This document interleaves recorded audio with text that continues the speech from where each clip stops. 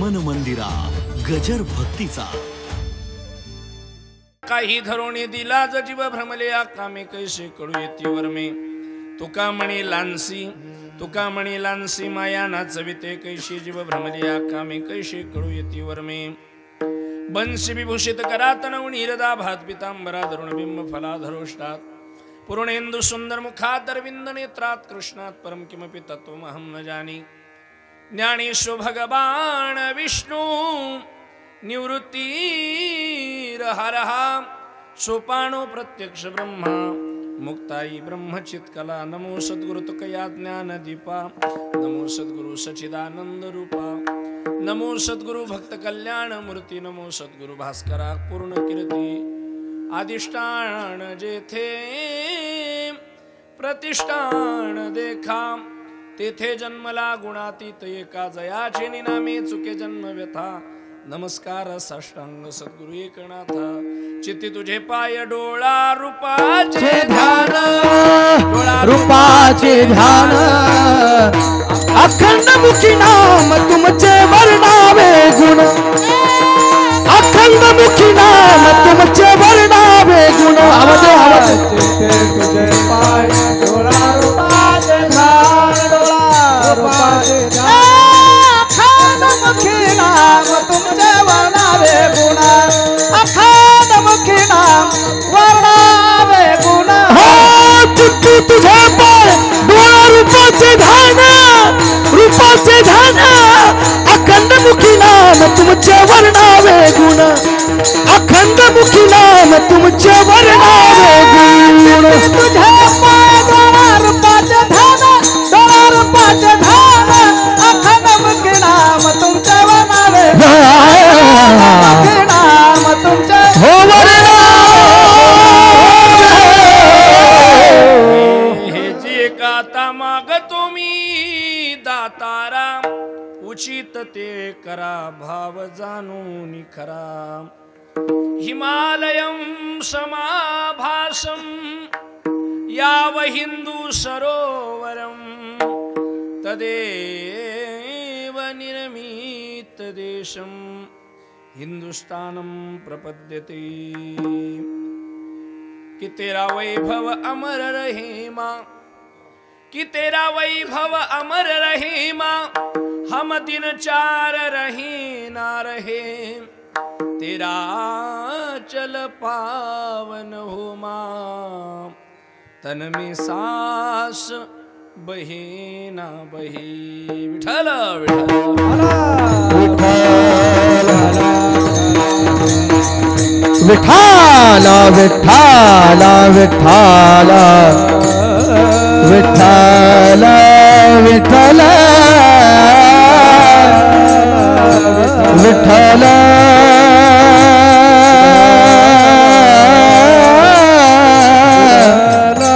विठ्ठल विठ्ठल विठ्ठल पुंडलिक वरदाम हरि विठ्ठल श्री ज्ञानदेव तुकाराम पंढरीनाथ भगवान की माऊली ज्ञानेश्वर महाराज की सद्गुरु जोग महाराज की आर्य सनातन वैदिक हिंदू धर्म की जय। बोल भारत माता की जय बोल भारत माता जय।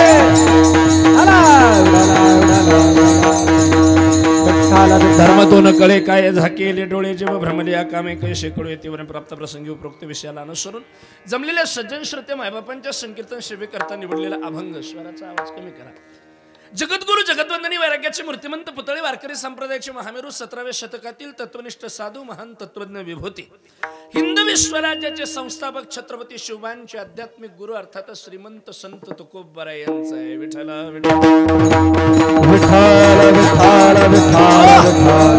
अभंग 4 चरणाचा आहे। जगद्गुरु तुकोबरायांचा आहे। अभंगाकडे वळत असताना अल्पसा हा परिहार अगत्याचा आहे। आजच्या या ऐतिहासिक कार्यक्रमाचं नियोजन असे पुण्यपावन पवित्र असलेल्या जालना जिल्हा आणि घनसावंगी तालुक्याच्या अंतर्गत येणाऱ्या उंढाण कंधारी नावाच्या नगरामध्ये हनुमंतराय आणि समचरण पांडुरंगाच्या पवित्र दरबारामध्ये गेल्या 14 वर्षाच्या अखंड ज्ञानधारेच्या सदराने प्रवाहित होणारी ही कीर्तनरूपी गंगा याही वर्षी मोठ्या थाटामाटामध्ये 15व्या वर्षामध्ये पदार्पण करत असताना हरिभक्तीपरायण निवृत्ती बाबा महाराज शिंदे राजा टाकळी आणि परमश्रद्धे प्रातस्मरणीय पूजनीय माझे स्नेही हरिभक्तीपरायण पांडुरंगजी महाराज काळे दादा यांच्या कुशल मार्गदर्शनानं संपन्न होतोय. या पवित्र पावन आणि दिव्य अशा सप्ताहामध्ये भगवंताची वाङ्मयीन प्रतिमूर्ती अर्थात श्रीमद भागवताची कथा आहे. मौलीच्या ज्ञानदेवीचं पारायण आहे. ज्यांच्या मुखातून आपण पारायणाचं व्यासपीठ या ठिकाणी श्रवण करत आहात ते आदरणीय रक्ताटे महाराज, ज्यांच्या मुखारविंदातून आपण भगवंताची वाङ्मयीन प्रतिमूर्ती श्रीमद भागवताची दिव्य कथा श्रवण करत आहात त्या कथा प्रवक्त्या हरिभक्तीपरायण भागवताचार्य अंजलीताई दिघे या ठिकाणी उपस्थित संस्थेची सर्व विद्यार्थी मंडळी, आज मुद्दामून या कार्यक्रमासाठी उपस्थित असलेलं महाराष्ट्राचं स्वर वैभव, आमचे स्नेही असलेले, मला ज्येष्ठ आणि श्रेष्ठ असलेले हरिभक्तीपरायण आदरणीय आपल्या सर्वांना परिचित असलेले, अर्थातच ज्यांच्या आवाजाने उभा महाराष्ट्र ढवळून निघालेला आहे ते श्रद्धे किशोरजी दादा महाराज देवटे, आदरणीय श्रद्धे श्री नागरे बाबा, अजून काही ज्येष्ठ श्रेष्ठ गुणीजन मंडळी आहेत. मला सगळ्यांची नावं माहिती नसल्यामुळं सर्वांच्या चरणी साष्टांग प्रणिपात करतो. विनेकरी बाबांना धन्यवाद देतो. पलीकडे बसलेली जेवढी काही तरुण मंडळी आहेत, ज्येष्ठ बाल आबालवृद्ध मंडळी आहेत, त्यांचे आभार मानतो. भक्तिमती ज्ञानमती माता भगिनी त्यांनाही धन्यवाद देतो. चोपदार बाबांच्या चरणी साष्टांग प्रणिपात करतो. साऊंड सिस्टीमवाल्यांनाही धन्यवाद देतो. उपस्थित महानुभाव सर्वांना धन्यवाद देऊन आजचं कीर्तन महाराष्ट्राच्या कानाकोपऱ्यापर्यंत पोहोचवण्याचं काम गेल्या अनेक वर्षापासून आपल्या यूट्यूब चॅनलच्या माध्यमातून जे करतात ते मराठी हॉटस्पॉट, त्यांचे संचालक आणि त्यांची सगळी टीम, आज या ठिकाणी मुद्दा म्हणून उपस्थित असलेले आमचे मित्र लहू भाऊ, त्यांचे आभार व्यक्त करतो. मी आल्या आल्या विचारलं कॅमेरा कोणचे आहेत, बंद केलेत, आता घरचे आहेत म्हणून ठुलय. विठ्ठल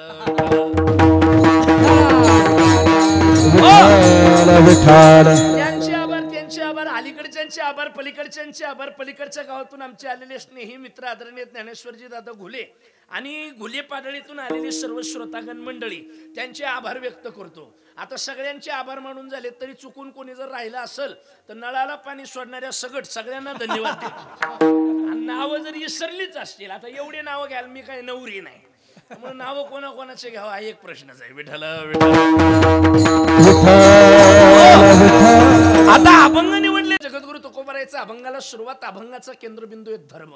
आज आपल्याला बोलायचंय धर्म शब्दावर. जगद्गुरु तुकोबारायांनी आजच्या अभंगाची भूमिका प्रतिपादित करत असताना धर्माला केंद्रबिंदू मानलेला आहे. आणि तुकोबाराय काय म्हणतात, या उभ्या महाराष्ट्रातल्या नवे विश्वातल्या परिजनांना जगद्गुरु तुकोबाराय प्रश्न विचारतात की बाबांनो, तुम्हाला धर्म कळत नाही का? धर्म का कळत नाही? तुम्ही डोळे झाकलेत म्हणून कळत नाही का कळत नाहीत म्हणून डोळे झाकलेलेत? असा प्रश्न आहे. विठ्ठल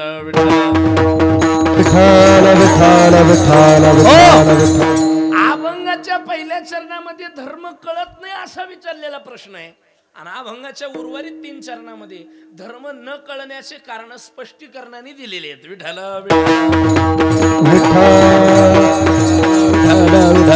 आता मुद्दा लक्षात घ्या. सज्जन व धर्म शब्द 2 अक्षराचा आहे. काही शब्द अक्षराने लहान पण व्याप्तीनं मोठे, अक्षराने फार लहान. उदाहरणार्थ नाम शब्द 2च अक्षराचा आहे. भगवंताचं नाव घेत असताना आपण राम घ्या 2 अक्षर, कृष्ण घ्या 2 अक्षर, हरी घ्या 2 अक्षर. आणि वारकरी संप्रदायाने जे तत्व दिले आपल्याला, त्या तत्वामध्ये हे 3 नावं प्रमुख आहेत. काय? राम, कृष्ण आणि हरी. तुम्हाला सांगू, आजचा दिवस फार महत्वाचा आहे. आजचा दिवस का महत्वाचा आहे? आज माघशुद्ध दशमी आहे. आज माघशुद्ध दशमी आहे. आणि आजच्या दिवशी उभा महाराष्ट्र ज्यांनी आपल्या विचारांनी सिंचित केला आणि महाराष्ट्राला गुलामीच्या चाचातून ज्या छत्रपती शिवबांनी मुक्त केलं, त्या छत्रपती शिवबांच्या डोक्यामध्ये विचाराची बीज ज्यांनी पेरली, त्या तुकोबारायला अनुग्रह झाला होता. म्हणून आजचा दिवस महत्वाचा आहे. विठ्ठल तुकोबारायला अनुग्रह झाला, तो आजचा दिवस आहे. अनुग्रह कसा झाला? अनुग्रह स्वप्नात झाला. कुठं झाला? ऐका, आजचा दिवस विशेष काय, मुद्दा नीट लक्षात घ्या. स्वप्नात आपल्या गुरुजींनी शिष्याला दिलेला अनुग्रह आणि शिष्याने गुरुजीकडून घेतलेला अनुग्रह आणि त्या तत्वावर केलेलं मार्गक्रमण आणि त्यांनी मिळवलेलं जगद्गुरु पद, ही त्या अनुग्रहाची विशेषता आहे. विठ्ठल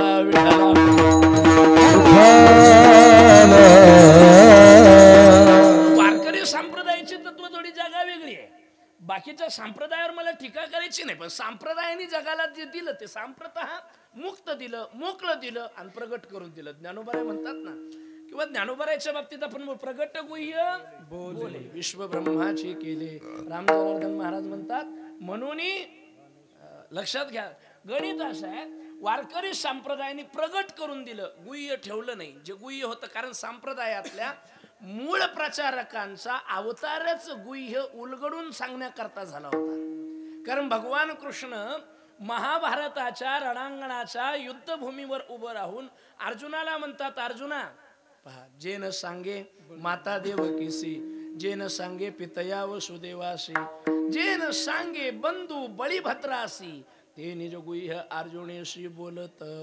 तिथून सगळी परंपरा गुह्याला प्रगट करणारी. अगदी ऐका, बाबाजी फुले सांगितले नाम मंत्र दिला राम कृष्ण हरी, आशा दिला शिष्याला देताना उभ्या जगाने ऐकलं. नाही तर मंत्र द्यायची एक नवीन पद्धत आहे. काय, शिष्याला जवळ घ्यायचं, गुरूंजवळ जायचं, अंगावर कपडा टाकायचा, कान तोंडाजवळ घ्यायचा आणि मग सांगायचा. संप्रदायाने ही तत्व स्वीकारलीच नाही. संप्रदायाने उघडा मंत्र जाना बोलत चला, रामकृष्ण हरी म्हणा, खोलीत ये रे, अंगावर कपडे टाक रे, कानात सांग रे, टोले खाय रे, ते संप्रदायाला मान्य नाही. विठ्ठल विठ्ठल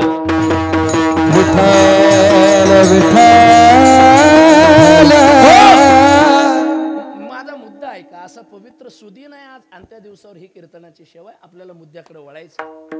काही अक्षर दिसायला लहान आहे, आकारानं लहान आहेत, व्याप्तीनं मोठी आहे. नाम तीन आहे, राम आहे, कृष्ण आहे, हरी आहे.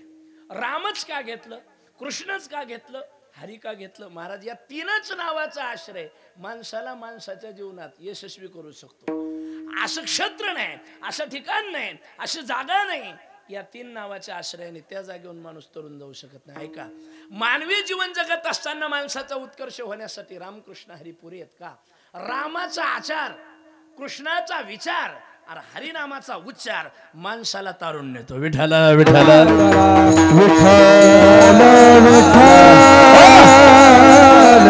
रामाचा आचार का महत्वाचा आहे? जगामध्ये विपर्यासाने आता आपल्याला पाहायला मिळणारी सगळी भांडणं संपत्तीच्या वाट्याकरता आपल्याला दिसून येतात. प्रॉपर्टी करता सगळी भांडणं चालली. महाराज बहिणीने भावावर खटले दाखल केलेत. कशासाठी? संपत्तीसाठी भांडणं चालली, विभागणीसाठी, विभाजनासाठी भांडणं चालली. रामप्रभूचा आचार जर आपण आपल्या जीवनामध्ये उतरवला, महाराज राज्याला लात मारून ज्यावेळेस रामप्रभूला वनवास मिळाला, वनवास मिळाल्यानंतर माता कौशल्यकडे रामप्रभू जातात आणि कौशल्यला म्हणतात, माँ आपको पता है मुझे वनवास मिला है? बोले हाँ राघव मुझे पता चला है. तो माँ मैं वन में जाऊँ या नहीं? अपने माँ से भगवान पूछने लगे. ध्यान से सुनना. तो माँ ने कहा, बेटा तुझे क्या लगता है? भगवान म्हणतात, पिता दीन मोही कानन राजू. देवाचे वाक्य आहेत. आई मला असं वाटतं अयोध्येचं राज्य हे सीमित राज्य आहे, मर्यादित राज्य आहे. माझ्या वडिलांना आईच्या संमतीनं मला जे राज्य दिलेलं आहे जंगलातला वनवास, तो अमर्याद आहे. पिता दिन मोही कानन राजू, त्याला सीमा नाही. मला ते गोड वाटतं, मी गेलो पाहिजे तिथं. मला या राज्यात सुख वाटत नाही, मला त्या वनवासात आनंद वाटतो. राज्याला लात मारून आनंदानं वनवास स्वीकारणारे रामप्रभू जिथं महाराज आहे त्या परिस्थितीमध्ये आनंद शोधण्याची ताकद निर्माण करतात. असा आचार जर आपल्या जीवनात असला तर आपण दुःखी होऊ शकत नाही. म्हणून रामाचा आचार एक. कृष्णाचा विचार, कृष्णाचा विचार ज्या माणसाने आपल्या जीवनात घेतला त्याला दगड मारले भीती नाही. काय दिलं कृष्णाने? पहा, महाभारताचं युद्ध निमित्त करून अर्जुनाच्या पुढे होतं, पण चालवणारा सूत्रधारी सगळा भगवान परमात्मा होता.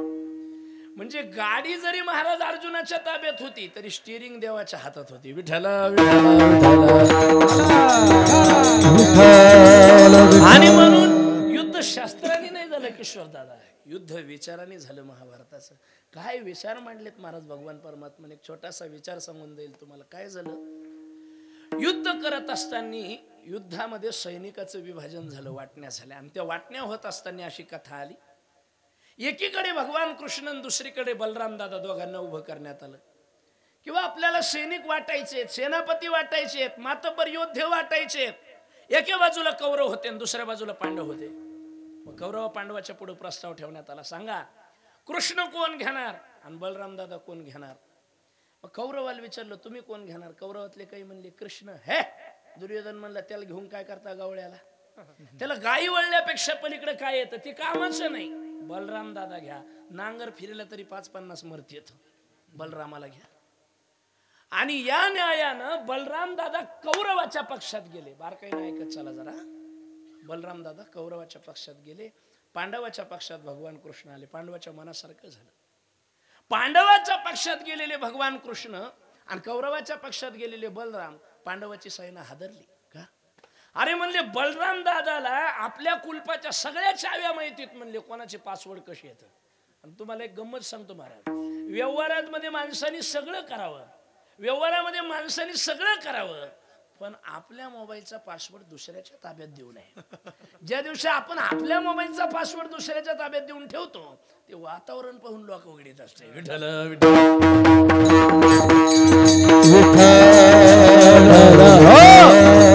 मग आपल्या कुलपाच्या किल्ल्या दुसऱ्याच्या ताब्यात गेल्या की आपली माती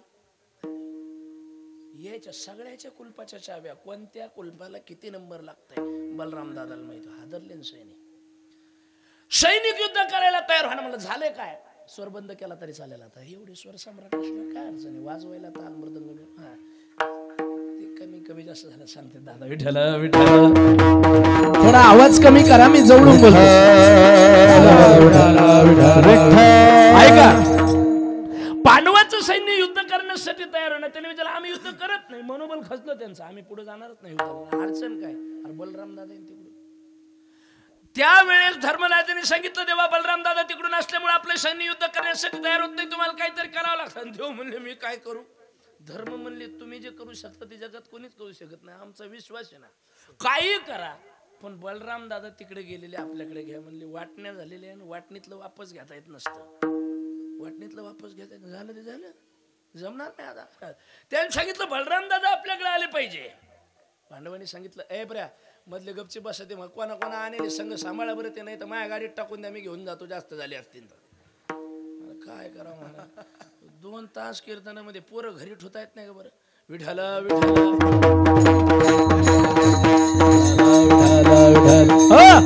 मुद्दा आहे का? त्यांनी सांगितलं देवा बलराम दादा आपल्याकडे आले पाहिजे. म्हणले बलराम दादा आपल्याकडे येणं शक्य नाही. देवा तू काही करू शकतोस, करतो अन्यथा करतो तू काही करू शकतोस. म्हणले ठीक आहे, काही हरकत नाही. बलराम दादा आपल्याकडे पाहिजे ना, म्हणे आपल्याकडे पाहिजे, काही हरकत नाही. पांडवाला माहिती होतं आता दुर्योधनाकडे जाऊन किती वेळा जर बलराम दादाची मागणी आपल्या पक्षात घेण्याकरता केली, आपल्या पक्षातला मातब्बर माणूस पलीकडच्या पक्षात गेलेला असल्यामुळं आणि इकडच्या पक्षातला भ्रष्टाचार त्याला माहिती असल्यामुळं तो ती इकडे परत पाठवणार नाही. यांच्यापासून त्यांना फायदा आहे, ते परत पाठवणार नाही. मग कृष्णाने रणनीती आखली, विचार मांडला. नकुल हा देवा, संध्याकाळची वेळ होती. महाभारताच्या युद्धाचे एक वैशिष्ट्य होतं, दिवसभर युद्ध होत होते आणि दिवसभर दोन्ही पक्षाचे युद्ध झाल्यानंतर एकदा शंख वाजला आणि युद्धाला विराम मिळाला की दोन्ही पक्षाचे विरोधी असणारे पक्षकार शेजारी शेजारी थांबत होते. त्यांच्यामध्ये बॉर्डर नाही, काय नाही, ते रातचे मारा करीत नव्हते, गाव घालीत नव्हते, नियमात युद्ध करा, तत्वाचं युद्ध करायचे, विना तत्वाचं युद्ध करत नव्हते. विना तत्वाचं युद्ध करायला ते का पाकिस्तानी होते का महाराज? त्यानं एकच टाकला. पण मग आपले आले सर्जिकल स्ट्राईक करून, तर हा कळालं इंडिया में क्या दम है. विठ्ठल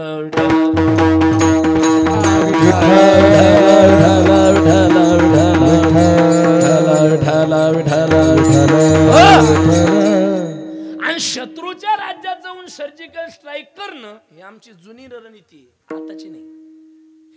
अरे आपल्या परिसरात आलेल्याला धरून कुणी खुंबाळीन, त्याच्याच राज्यात जाऊन त्याचीच माती करणं, हे काळे बाबा ही जुनी रणनीति है. एक वो पूंछ वाला था, ध्यान से सुनना, एक वो पूंछ वाला था जो शत्रु के राज्य में, राष्ट्र में जाकर शत्रु की जला कर आया.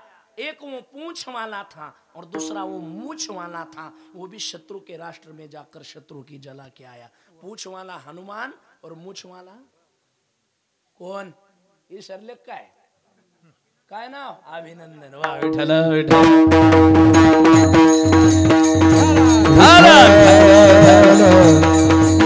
जुनी नीती महाराज आपली. मला जर रामकृष्ण आचार आणि विचार आणि उच्चार जर सांगायचं, सगळं कीर्तन याच्यावर कर, मुद्द्यावर ऐका. पुन्हा गंमत अशी झाली, नकुल म्हणे हा काय मी सांगतो तसं करायचं. संध्याकाळी युद्ध थांबलेले होतं, त्यांची बैठक बसलेली होती, गुप्त चर्चा उद्याची आखणी चालली होती. नकुलाला सांगितलं मी सांगतो तसं कर. नकुल गेले. सभा बसलेली, सभेच्या मध्यभागी दुर्योधन, दुःशासन, शकुनी, मामा सगळे कौरव बसलेले आणि बलराम दादा बसलेले. नकुल गेला आणि नकुलानं असं लांबून पाहिलं. दुर्योधनानं बाजूला पाहिलं. दुर्योधन म्हणले बलराम दादा ते नकुल कस काय इकडे आलंय? काय काम आहे त्यानं सांगितलं बलराम दादा सोबत काम ये ना मग इकडं. नाही नाही नाही बलराम दादाला इकडे पाठवा. आता बलराम दादाला थोडं अवघडल्यासारखं झालं. विरोधी पक्षाचा माणूस आपल्याकडे येतो बैठकीतून विचारायला गुह्य फोडल्याचा आरोप आपल्यावर लागन पंचायत होईल कसं जाऊ. दुर्योधन म्हणला आलंच ना जाऊन यावर काही हरकत नाही. बलराम दादा उठले नकुलाजवळ गेले. काय रे नकुल म्हणले तुमच्यासोबत बोलायचं. बोल ना मग. असं नाही म्हणे कानात काही गोष्टी सांगायच्या तुमच्या. कानात सांगायच्या म्हणे. हो सांग बरं पटकन. असा कान पुढं केला आणि नकुलानं तोंड बरोबर महाराज बलराम दादाच्या कानाजवळ नेलं आणि हळूच काय म्हणले माहिती का नकुल काय चाललं. काय म्हणले बलराम दादा म्हणे काय नाही. काय होतं काय नाही म्हणे एवढंच होतं जा. हा विचार कोणी सांगितला. हा विचार सांगितला भगवान कृष्णानं. याने विचारलं काय चाललं ते म्हणे काय होतं म्हणे एवढंच होतं. ते गेलं आणि बैठकीत बसलं. याला खुमखुमीच होती दुर्योधनाला. दुर्योधन गेलं म्हणे बलराम दादा काय म्हणलं नको. आता बलराम दादानं प्रामाणिकपणाने जे खरं होतं ते सांगितलं. ते म्हण काय नाही ते आलं मला म्हणलं म्हणे काय चाललं. बर दुर्योधन म्हणलं तुम्ही का धोत्रावर इन करेल समजून राहिले काय म्हणलं. झालं काय एवढ्या महत्वाच्या मीटिंग मधून एवढ्या लांबून नकुल तुम्हाला बोलवायला येतो. तुम्ही त्याला विचारता काय काम आहे तो म्हणतो इकडं या म्हणल्यावर काहीतरी महत्वाचं असलं पाहिजे असा त्याचा अर्थ होतो. बरं तिकडं गेल्यावरही एवढ्या लांब असून तो मोकळं तुम्हाला सांगत नाही. तुमचा कान त्याच्या तोंडाजवळ घेतो आणि मग बोलतो. मग काय चाललंच बोलीन का तो काहीतरी वेगळं बोललं असेल खरं सांगा. अरे बलराम दादा म्हणे देवा शपथ खोटं म्हणे म्हणलं राव एवढंच काय चाललंच म्हणे म्हणलं राव याच्या पलीकडे काय नाही म्हणलं. म्हणे खरं सांगा. अहो देवा शपथ म्हणे काय नाही काय चाललंच म्हणलं. शकुनी मामाला विचारलं म्हणे मामा कसं करता मला काही अवघड वाटायला लागलं म्हणे बलराम दादा काही खरं बोलणं आणि रहस्य काही उलगड ना हे राहीन आपल्याकडे काम करीन त्याचं त्याच्यापेक्षा यायला त्याच्या पक्षात घर वापसी करा. ते म्हणे बलराम दादा आमचं तुमच्यावर काही राग नाही. तुम्ही इकडं राहून तिकडच्याच काम केल्यापेक्षा उघड तिकडच जा. माणूस फोडून पाठीला मारा. कोणाचा विचार आहे बोला. हा कृष्णाचा विचार आहे. रामाचा आचार कृष्णाचा विचार आणि हरीचा उच्चार महाराज जीवनात आला की सगळी संकट हरी हरी हरी मंत्र हा शिवाचा म्हणती देवाचा तया मोक्ष म्हणती देवाचा तया मोक्ष म्हणती देवाचा तया मोक्ष हरी मंत्र हा शिवाचा म्हणती देवाचा म्हणती देवाचा तया म्हणते देवाचा हरी हरी मंत्र हरी हरी हरी मंत्र हा शिवाचा आणि म्हणती देवाचा तया मोक्ष. ताकद आहे नामाची. कशी ऐका महाराज हरी म्हणलं की मोक्ष भेटतो. कावा सरकारी योजनेसारखं नाही. फाईल आज भरण पुढच्या वर्षी मंजूर होईल. मुखी नाम हाती ऐशी साक्ष बहुताची ऐशी साक्ष बहुताची ऐशी साक्ष बहुताची. हॅलो आवाज मागा. ऐसे साक्ष बहुताची ऐसे साक्ष बहुताची हो मुखी नाम हाती मोक्ष ऐसी साक्ष बहुताची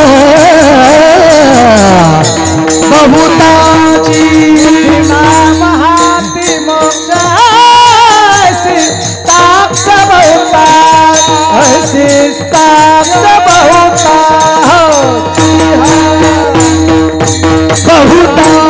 मुखी नाम हाती मोक्ष हे ऐशी साक्ष बहुतांची. मुख्यात नाम ज्ञान हातात मोक्ष मिळवा अशी साक्ष दिली कोणी बहुतांनी कोणी एकच सांगतो ना. पुराण प्रसिद्ध बोलिले वाल्मिक नामे तिन्ही लोक उद्धरती. वाल्मिकाची साक्ष महत्वाची का धरायची त्याचं कारण असं आहे. दारू सोडायचं औषध घेतलं की दारू सुटते.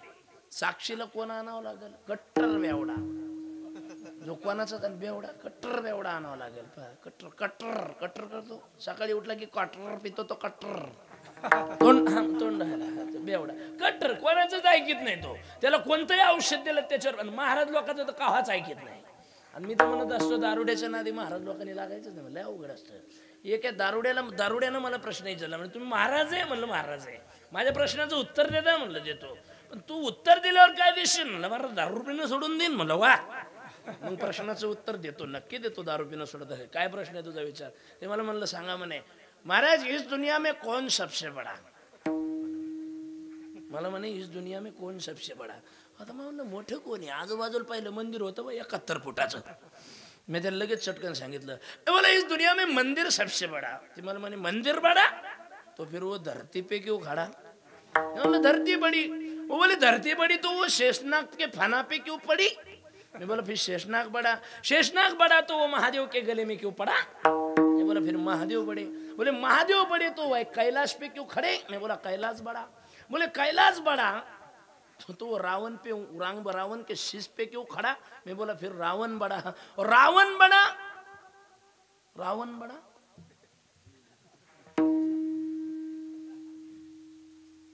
ती म्हणलं जमत नाही ते. आता ही यादी लय मोठी सांगत गेलं तुम्हाला लय लांब जाईल. मी म्हणलं जाऊ दे, रावणाचं जाऊ दे, महादेवाचं जाऊ दे, सगळ्याचं जाऊ दे. आता माझ्या काही गणित लागत नाही. तूच सांग या जगात सगळ्यात मोठं कोण. ते मला काय म्हणलं. ते म्हणलं ना धरती बडी ना मंदिर बडी ना शेषनाग बडा ना महादेव बडा ना रावण बडा ना राम बडा. म्हणलं मग बडा कौन. बोले इस दुनिया में वो सबसे बड़ा जो पूरी बॉटल पे के 2 पैर रुपये खड़ा. बेवड्याच्या नांदी लागत नाही महाराज. अगदी कुत्री सुद्धा त्याच्या नांदी लागते. तुम्हाला गणित सांगतो मी. माळकरी पाहिलं की कुत्र भुकल्याशिवाय राहणार नाही. धोत्राला पाव द्या लांबूनच गुरगुर गुरगुर. बेवड्याला पाव द्या. बेवडं तिकडून चालत आलं कुत्र पहिलंच साईड देते. मला अंगावर पडलं तर व्हायचं म्हणलं टमाटा स्वास. आवडच नाही. बेवडी कोणालाच काही समजत नाही. खायचा पता नाही, राहायचा पता नाही, झोपायचा पता नाही. काय गणित सांगा. एक बेवडं दारू पिऊन आलं. दारू पिऊन आलं आणि रस्त्यानं येता येता गटारात जाऊन बसलं. गटारात जिथं बसलं तिथं डुकरी नव्हती. लांबून डुक्कर आलं. डुकरानं पाहिलं व आपल्या जागेवर कोण अतिक्रमण केलं. डुक्कर म्हणलं व सगळ्या जागेवर अतिक्रमण केलं. अरे एवढी जा आम्हाला सोडा. अतिक्रमण करायचं लय नांद असतो बघाय गेलो खायला. आपली जागा असून आपल्या जागेवर घर बांधणार आणि सरकारी जाग्यात पायऱ्या काढणार. सरकारी जागेत पायऱ्या काढल्यावर समाधान होत नाही. तेवढंच समाधान होत नाही. पायऱ्याच्या खालच्या टोकाला शेळीचा खोटा टोकणार. तेवढ्यात समाधान हो का नाही. तेवढ्यात बी समाधान होत नाही. शेळीच्या खोट्याजवळ पुन्हा सरपणाचा वारा टाकणार पराठ्याचा. लांबून डुकरांनी पाहिलं.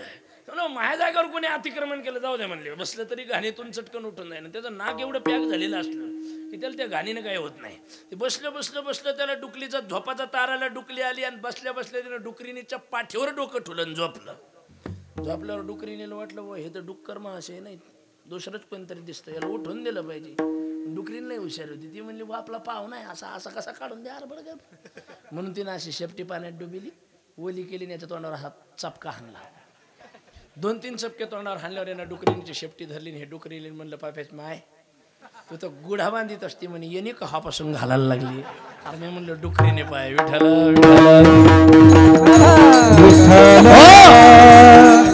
या घेतलेल्या औषधाने दारू सुटते. हे साक्ष कोणाची घ्यावं लागेल. जो जास्त दारू पित होता त्याची. नामाने उद्धार होतो, नामाने पाप जळतं. साक्ष कोणाची घ्यावं लागेल. जो जास्त पाप केलेलं होतं ज्यांनी त्याची. मग वाल्ह्या एवढं पाप जगामध्ये कोणीच केलेलं नव्हतं. पुराण प्रसिद्ध बोलिले वाल्मिकी हे लोक उद्धरती. नाम 2च अक्षराचं. आपला मुद्दा हा चाललाय. मी नेहमी सांगत असतो कीर्तनात. महाराज कीर्तनकार बोलता बोलता कुठेही गेला तरी मुद्द्यावर आला पाहिजे. दिवसभर एसटी कुठेही इंडू द्या, संध्याकाळी डेपोत आली पाहिजे तर ड्रायव्हरला महत्व. नाही तर एसटी फिरायला गेली की ज्ञानेश्वर माऊली होस तर वापसच येत नाही. लक्षात येते तुमच्या. लक्षात घ्या. मग आपला मुद्दा चालला होता अक्षर 2, अर्थ फार मोठा. तसं नामाचे अक्षर जशी 2 आणि मोठं किती. गगनाहुनी वाढ नाम आहे, गगनाहुनी वाढ नाम आहे. हो नाम नान देवा पुसे निवराती सितार.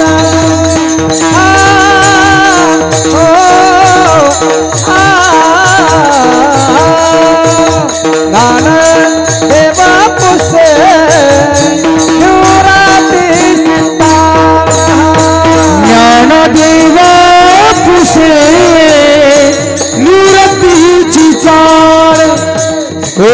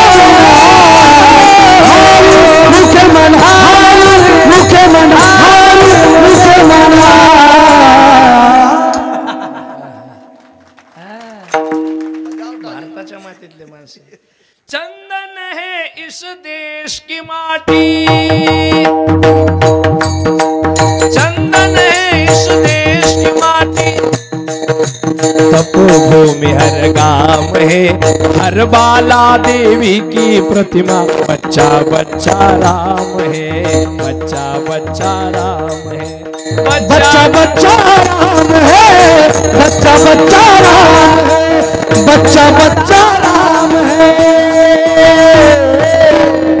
एक भावगीत आहे ना, मेरे देश की धरती सोना उगले उगले हिरे हिरे मोती हेच हिरे मोती आहेत. दुसरे कुठे पाहिले आपण? हेच आपले हिरे आणि हेच आपले मोती आहेत. मला नेहमी सांगत असतो, कीर्तनात उभी असलेली गुणवान मंडळी कीर्तनकाराचे अलंकार येतं, आभूषण येतं. एकटा कीर्तनकार यांच्याशिवाय काहीच करू शकत नाही. म्हणजे जेवढा कीर्तनकाराचा मला असं वाटतं की योगदान जेवढं कीर्तनामध्ये कीर्तनकाराचं आहे, तितकंच योगदान या मंडळीचं आहे. पण या मंडळीचा विचार होत नाही, हे दुर्भाग्य आहे. कीर्तनकार मग 2 तासातून 7 दिवस राहून पडताळ खात नाही. म्हणून आमचा जसा विचार केला तसा यांचा विचार झाला पाहिजे. मी असंच बोलायला गेलो एका कीर्तनात. मी म्हणलो मागच्याचा विचार करीत जा, त्याने आपल्याच पाकिटातले 10,000 कापले. माहिती कोण कमी केले? तुम्ही म्हणले म्हणून तुमचे कमी केले, त्यांना दिले. तुम्ही उड्डाण करणारीची मंडळी असं करू नये म्हणून आपल्या आरक्षणाला धक्का न पोहोचवता यांना स्वतंत्र आरक्षण द्या. म्हणजे सरकार टिकन. विठ्ठला आता पुन्हा मुद्द्यावर या. काय चाललंय? कोणतं प्रमाण झालं आपलं? गगना होणी वाढ. एखाद्याला विचारलं आकाश किती मोठा आहे, व्याप्तीच कळत नाही. अगदी क्षितिजापर्यंत शब्द आहे. काय शाळेमध्ये हे पोरं, आता पोरं त्याला माहिती आहे बाबा लोकांच्या पुढे बसणं म्हणजे रिकाम घरावर गोटी घेणं. पोरं लय हुशार तुमच्या तिरपे बसली पलीकडे. त्याला विचारा आकाश किती मोठं आहे. मग आम्हाला शाळेत शब्द आहे क्षितिजापर्यंत आहे. क्षितिज म्हणजे काय? जिथे आकाश जमिनीवर टेकल्याचा भास होतो त्याचं नाव क्षितिज आहे. तुम्ही त्याचं नाव दा केलं ते बांबवलं नावाचं पौराल. ते टेन्शन नको घेऊ, तुला काही विचारित नाही मी. ते टेन्शन मध्ये आलं मी एकटा सापडू, तुला नाही विचारित काही. तुम्हाला विचारून हे काय पोराला प्रश्न विचारला कीर्तनकाराने. एका पोराला प्रश्न विचार, ए पोरा म्हणे म्हैस दूध देते का? म्हैस दूध देते का हा प्रश्न विचारायचा. गाय दूध देते, आमके जनावर दूध देतं, हे दूध. म्हैस दूध देते का? ते पोरग कीर्तनकाराला म्हणे देत नाही म्हणे, काढणं पडत असतं. दिन कस काय? पोराला डोकं लावायला नाही चालत असं. मुद्द्यावर ऐका. क्षितिजापर्यंत आकाश दिसतं, इतकं ते मोठं आहे. जितकं ते मोठं आहे त्याच्याही पेक्षा मोठं नाम आहे. अक्षर 2च आहे. आता पुन्हा मुद्द्यावर या. तसं जसं नामाची अक्षर 2 त्याची व्याप्ती सांगता येत नाही, तसं धर्म शब्दाची अक्षर 2 व्याप्तीला मोठी आहे. हे जग जर कशावर उभं असेल फक्त धर्म शब्दावर उभं आहे. कशावर उभं आहे? हा मंडप जर कशावर उभा असेल, याचे खांब बांबू नाही, याचा खांब धर्म आहे. हे कीर्तन कशावर उभं असेल, याचं अस्तित्व ही चादर नाही, याचं अस्तित्व धर्म आहे. आम्ही सगळे एका छत्राखाली कशामुळे आले असेल, याला कारण फक्त धर्म आहे. धर्म म्हणजे काय? आपल्या पोरांना, आपल्या लोकांना धर्म म्हणजे कट्टरता एवढंच कळालं. आपल्या लोकांना धर्म म्हणजे काय? हिंदू. आपल्याला धर्म गर्वाचा का आम्ही हिंदू आहे आणि मटण खातो दनादन एखादं त्याचं काय? काही दलिद्रांनी आती केल्या. मी नेहमी सांगत असतो, ज्यांनी ज्यांनी आती केल्या ना महाराज त्याची बरोबरी केली बरं का कोरोनाने. म्हणून सावधान, आती करणाराची बरोबरी करीत असतो. भगवान देवाच्या घरामध्ये देरेपणा अंधेर नाही महाराज. इथं बसलेल्या प्रत्येक माणसाचं खातं त्याच्या दरबारात आहे. मेरे दाता के दरबार में सब लोगों का खाता, मेरे दाता के दरबार में सब लोगों का खाता।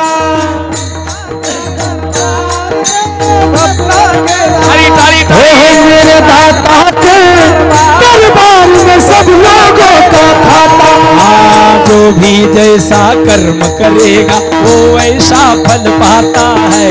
जो भी जैसा कर्म करेगा वो ऐसा फल पाता है। दाता के दरबार में सबका खुलता खाता। मेरे दाता के दरबार में दाता के दरबार